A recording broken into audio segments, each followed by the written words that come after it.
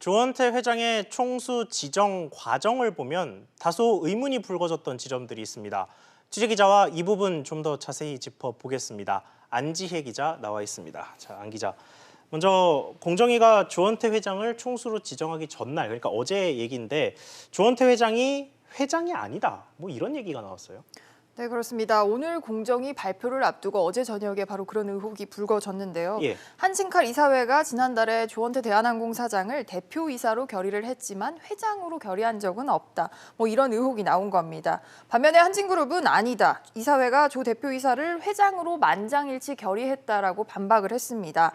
결론적으로 말하자면 공정위는 총수를 직권 지정하는데 이 회장 직함은 고려하지 않았는데요. 예. 실질적인 지배력이 판단 근거라고 밝혔습니다.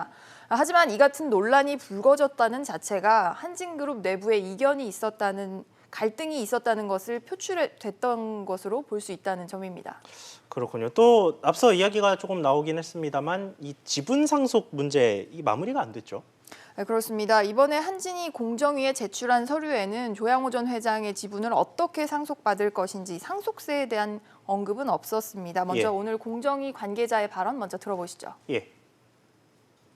5월 15일 지정 시점에 만약에 그게 지분 정리가 됐다라고 그러면 더 명확하게 볼 수 있을 여지는 있겠지만 어쨌든 그게 아마 올해 10월쯤에 아마 마무리될 것 같은 그런 된 상태이기 때문에 그거를 올해 10월까지 기다려서 지정할 수는 없는 거고요. 그렇군요. 근데 사실 앞으로 더 큰 관건은 이 상속세를 어떻게 내느냐 이 부분일 것 같은데 어떻습니까? 그렇습니다. 주식의 상속세는 주식의 시장 가치에다가 상속세율을 곱해서 산정을 하는데요. 주식의 시장 가치는 상속일 전후로 각 2개월간의 평균 종가를 토대로 정합니다. 그런데 지금 화면을 보시면 한진칼 주가가 지난달에 꽤 많이 올랐습니다.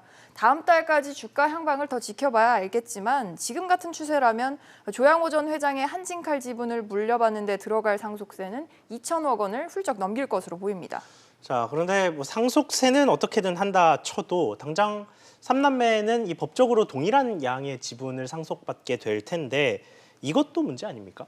네, 일부에서는 3남매 중에서는 조현아 전 대한항공 부사장이 그룹 내에서 가장 오래 사업 분야에 몸을 담았고 또 그래서 경영에 대한 애착이나 의지가 강할 것으로 그렇게 볼 거라는 해석이 나옵니다. 예. 하지만 조 전 부사장은 내일 또 밀수 혐의로 첫 공판 준비 기일이 예정돼 있는 등 그동안 갑질 논란으로 당장 경영에 복귀하기는 좀 어려운 시점입니다. 때문에 상속 문제 정리 과정에서 남매 간 합의를 하느냐 아니면 대결로 가느냐를 보면 이번에 확인된 경영권 갈등 불씨의 향방을 알 수 있을 것 같습니다. 그렇군요. 안 기자 잘 들었습니다.